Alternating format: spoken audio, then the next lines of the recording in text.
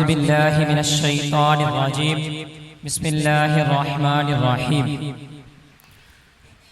پڑھ لیجئے الصلاۃ والسلام علیک یا سیدی یا رسول اللہ وعلی آلک واصحابک یا حبیب اللہ۔ الصلاۃ والسلام علیک یا سیدی یا نبی اللہ وعلی آلک واصحابک یا نور اللہ۔ فرمان مصطفیٰ صلی اللہ تعالی علیہ وآلہ وسلم ہے، جو شخص مجھ پر ایک بار درود پاک پڑھتا ہے اللہ تعالیٰ اس پر 10 رحمتیں نازل فرماتا ہے، اس کے 10 پر درجات کو بلند فرماتا ہے اور 10 گناہ کو مٹا دیتا ہے۔ صلو علی الحبیب صلی اللہ تعالی علی محمد صلی اللہ تعالی علیہ وآلہ وسلم۔ قال اللہ تبارک و تعالی فی القرآن المجید والفرقان الحمید یا ایہا الذین آمنوا اتقوا اللہ۔ قال اللہ تبارک و تعالی فی شأنہ ورسولہ صلی اللہ تعالی علیہ وآلہ وسلم ان اللہ وملائکتہ یصلون علی النبی یا ایہا الذین آمنوا صلوا علیہ وسلموا تسلیما۔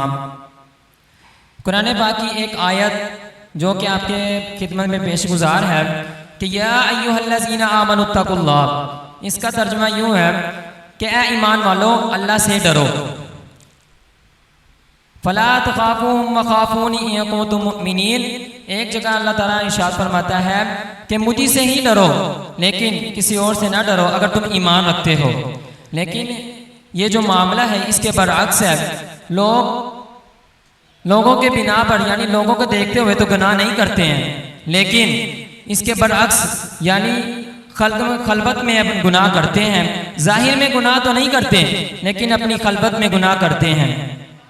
اسی طرح نبی کریم صلی اللہ تعالی علیہ وآلہ وسلم نے ارشاد فرمایا کہ جو شخص ایک گناہ کرتا ہے اللہ تعالیٰ اس کے دل پر ایک سیاہ نقطہ لگا دیتا ہے، اور اس سیاہ نقطہ لگانے کی وجہ سے اس کا جو دل ہے وہ سیاہ ہو جاتا ہے، یعنی وہ جتنی بار گناہ کرے گا اتنے ہی اس پر نقطے لگا دیے جائیں گے اور آخرکار وہ دن آئے گا اس کا دل پورا سیاہ ہو جائے گا۔ اسی طرح حضرت عمر فاروق رضی اللہ تعالیٰ عنہ کے بارے میں ارشاد فرمایا گیا ہے کہ جو کہ جس کی راوی حضرت انس رضی اللہ تعالیٰ عنہ ہے کہ وہ بیان کرتے ہیں کہ حضرت عمر فاروق رضی اللہ تعالیٰ عنہ بہت ہی زیادہ رویا کرتے تھے خوف خدا میں۔ ان کا خوف خدا اس طرح تھا کہ وہ تنہائی میں بھی رویا کرتے تھے، اور اسی طرح حضرت عثمان غنی رضی اللہ تعالیٰ عنہ بھی بہت ہی خوف خدا میں رویا کرتے تھے۔ حضرت عثمان غنی رضی اللہ تعالیٰ عنہ جب کسی قبر کے نزدیک سے گزرتے تو بہت ہی رویا کرتے، اتنا روتے کہ ان کی داڑھی تر ہو جاتی آنسوؤں کی وجہ سے۔ اور پھر صحابہ کرام رضی اللہ تعالیٰ عنہ نے پوچھا کہ آپ جب حشر و نظر کے بارے میں جب سوال کیا جاتا ہے تو تب تو آپ اتنا گریہ ازاری نہیں کرتے ہیں، لیکن حضرت عثمان غنی رضی اللہ تعالیٰ نے فرمایا کہ جو سب سے پہلی منزل ہے وہ قبر ہے۔ میرے آقا نبی کریم صلی اللہ تعالیٰ علیہ وآلہ وسلم نے فرمایا کہ جو شخص اس قبر کی عذاب سے نجات پا گیا اس پر باقی معاملات بھی آسان کر دیے جائیں گے۔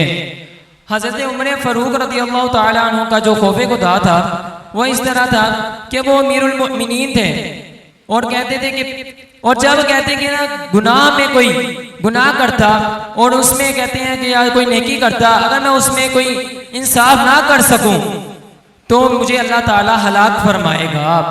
امید ہے کہ جو سنا اس پر عمل کرنے کی توفیق عطا فرمائے۔ اللہ تعالیٰ ہم سب کو بھی خوف خدا دل میں پیدا ہونے کی توفیق عطا فرمائے۔